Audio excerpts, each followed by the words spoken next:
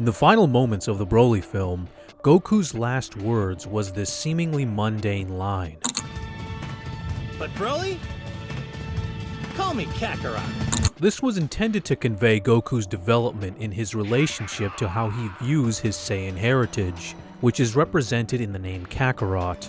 It was supposed to be development of Goku's character, but what if I told you it wasn't?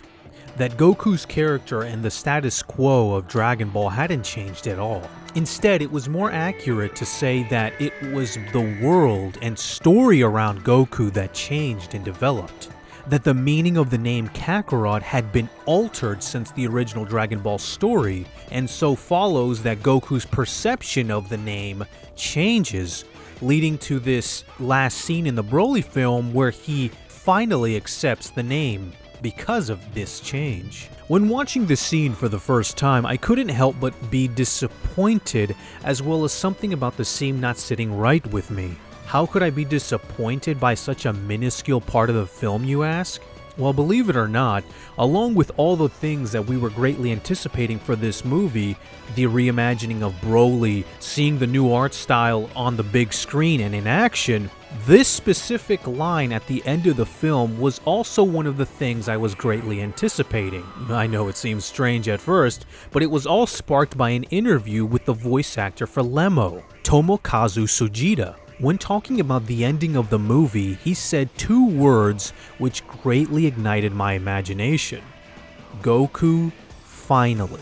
Now, it is possible that I got too excited over two words in an interview with a voice actor that was there to promote the film, but the phrase Goku finally resonated with me because it implied a quite dramatic evolution of Goku's character. Something major was going to happen. And as we have now established, what Goku finally does is accept the name Kakarot after not recognizing it for the entire series. The reason it never felt right that Goku would accept his Saiyan name in this manner is because Goku has made it a point in the past that his name is the name his grandfather gave him, Goku. And let's be honest here, the Broly film didn't do any development of Goku in any way, certainly not to the point where he would accept his Saiyan name. So it just seemed jarring when he does at the end of the film.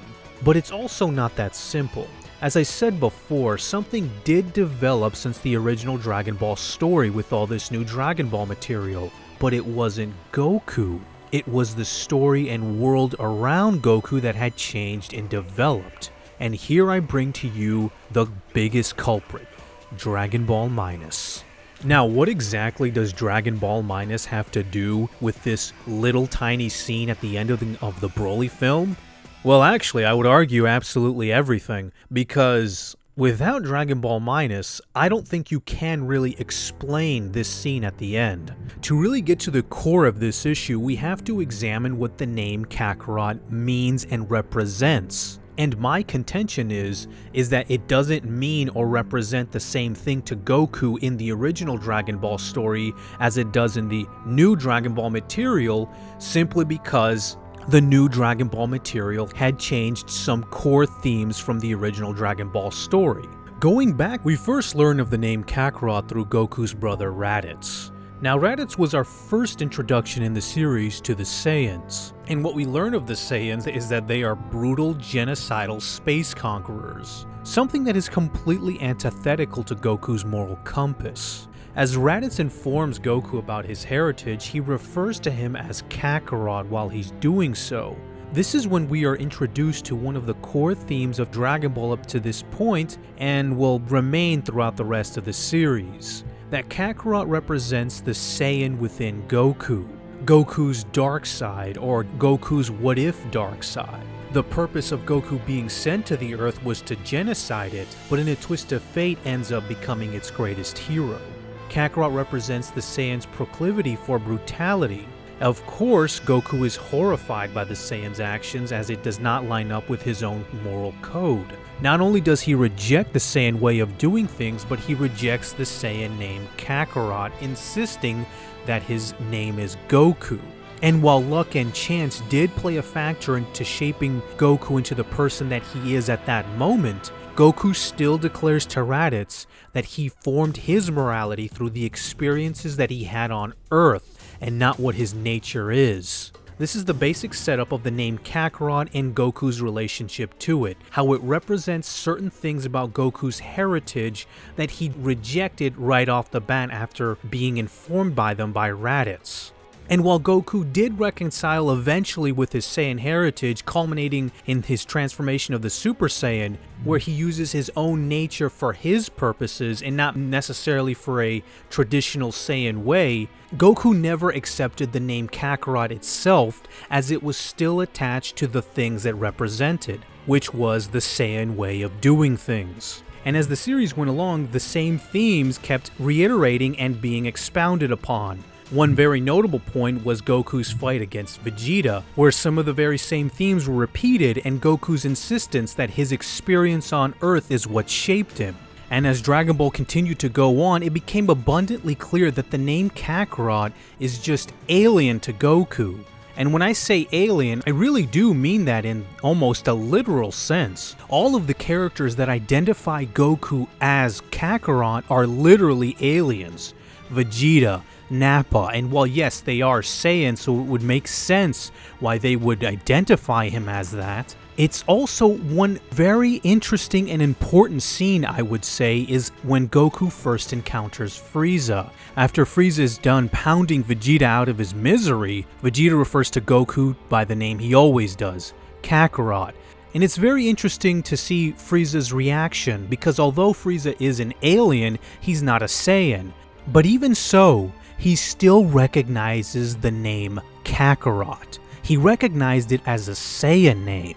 So even Frieza, someone who isn't even a Saiyan himself, recognizes that name, but of course Goku doesn't identify with that name. This point is made more strongly by the one character that does refer to as Goku by Kakarot, which is Vegeta, which when you take what was previously said in this video and what Kakarot actually means, it would make sense why Vegeta, the one character who's most close to the Saiyan tradition and the Saiyan way of doing things, would refer to Goku by that name.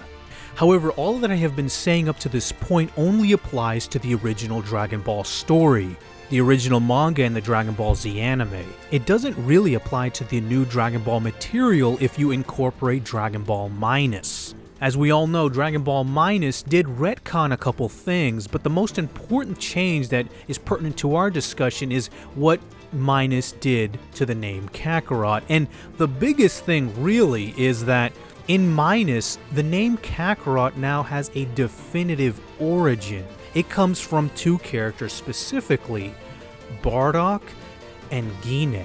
In the original story of Dragon Ball, the name Kakarot was something that was very alien and impersonal to Goku, which is one of the reasons why he never identified by it. It was always a name that he was addressed by other people that barely knew him, Raditz, Vegeta, and even Frieza at one point. The only thing they knew about him was that he was a Saiyan, and for all these aliens, that was enough information, once again solidifying the connection that Kakarot is connected to a very impersonal group of people that Goku really has no experience with before Raditz's landing on Earth, making that name much more alien. We were never informed about Goku's parents, meaning that they never really gave him that name. Even in the Bardock special, the name Kakarot is not of his origin. This all changes with Dragon Ball Minus, Bardock and Gine.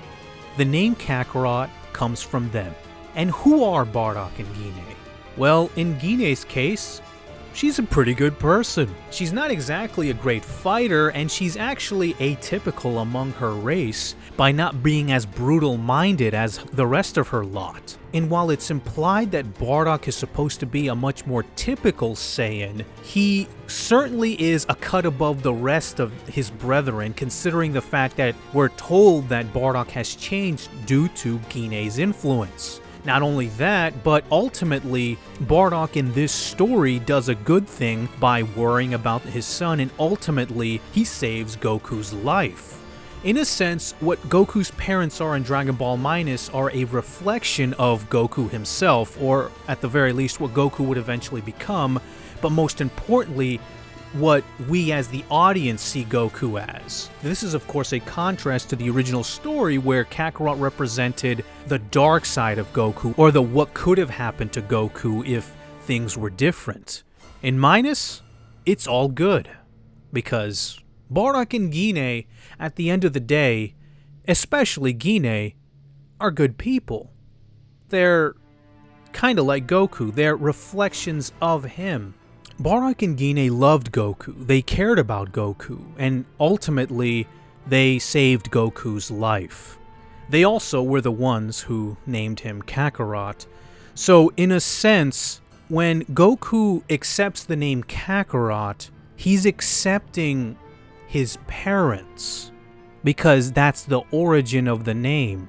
And because the name Kakarot doesn't represent a faceless, amorphous race called the Saiyans like it did in the original story, it doesn't really conflict with Goku's character. Because if we were to imagine, let's say, during the Frieza saga, that Goku all of a sudden starts calling himself Kakarot and really identifying himself with it, it would be kind of strange at that point in the story, because now we have a lot of questions like, what does Goku think about all of the Saiyan actions? Does he now see it in a different way? Maybe he has changed his mind. Maybe he forgives the Saiyans. We have all those questions, but when he does the same thing at the end of the Dragon Ball Super Broly film, we no longer have to ask those questions, because now we're informed that Kakarot comes from not the faceless Saiyan race, but two people, specifically Bardock and Gine, who loved, cared, and ultimately saved Goku. Hence, I repeat what I said earlier in the video, that it wasn't Goku that changed or developed, it was the story and world around Goku that changed in order for Goku to have this moment at the very end of the film.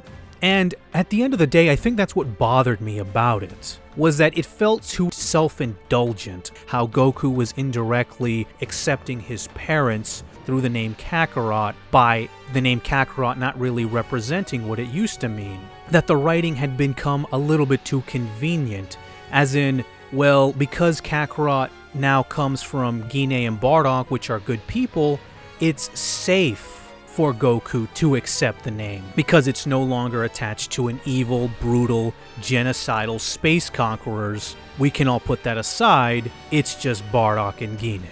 Another side issue is some people saying that this was a development towards Goku accepting his Saiyan heritage a little bit more. However, I don't think that really holds up to scrutiny once you examine all the previous things stated in this video, most being that the name Kakarot doesn't represent that Saiyan heritage anymore like it did in the original story. And if you want to speak about Goku accepting his Saiyan heritage, we already got that. That was during the Frieza saga. In fact, that was part of the whole Super Saiyan transformation and Goku coming to terms with that heritage that he had conflicting morality with. Quite frankly, I think Toriyama did a much better job of Goku accepting his Saiyan heritage in the Frieza arc than whatever this little scene at the end of the film was supposed to be. But anyway, that's my take. Of course, there's also the other little thing in the room, which is that there's a perception among a lot of fans that all Broly ever says is Kakarot, which is untrue, by the way. He actually has a lot of speaking lines, at least in the first film. But the perception is out there, and perhaps Goku telling Broly to call him Kakarot was a cute little nod to the fans. Perhaps that's all it was, and I was just looking way too much into it. That's pretty much it for this analysis, and I hope that you guys enjoyed it, and that I didn't veer off too far out there for just a little tiny scene at the end of the film, which I'm pretty sure most people didn't even give a second thought. But hey, it was just something that was in the back of my mind, and I just felt I had to get it out there. But anyway guys, until next time, I'm Blackenfist, and I'm out, man.